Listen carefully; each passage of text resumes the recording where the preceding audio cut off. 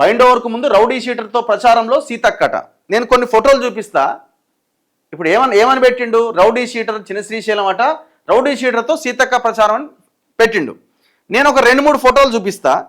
మరి ఈ పక్కనున్న నాయకుడు ఏ సిగ్గు లేకుండా 30 ఏళ్ల కింద ఆయన దగ్గర నుంచి పైసలు తీసుకొని ఆయనతో ప్రచారంలో పాల్గొని ఆయనతో కలిసి కూర్చొని మరి ఏ సిగ్గు లేకుండా అన్నీ విడిచిపెట్టి మరి ఆయనతో ఎందుకు తిరిగిండు?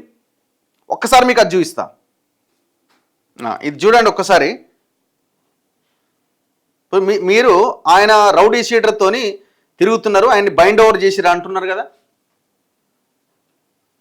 ఒకసారి ఫోటో చూడండి, ఒక్కసారి ఫోటో చూడండి. అది తీసుకురా.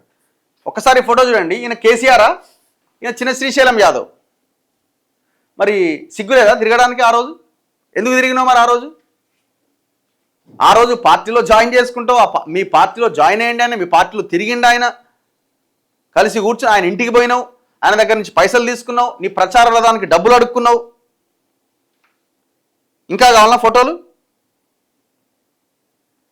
గింత సిగ్గు లేకుండా ఏ రకంగా రాస్తారు మీరు వార్తలు?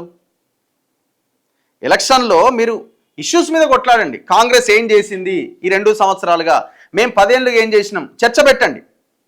ఆయన మీద ఎప్పుడో 30-40 ఏళ్ళ కింద రౌడీ షీటర్ ఉంటే, జనరల్గా ఏ నియోజకవర్గంలో అయినా రౌడీ షీట్ ఉన్న వాళ్ళని పిలుస్తారు పోలీస్ స్టేషన్లకి.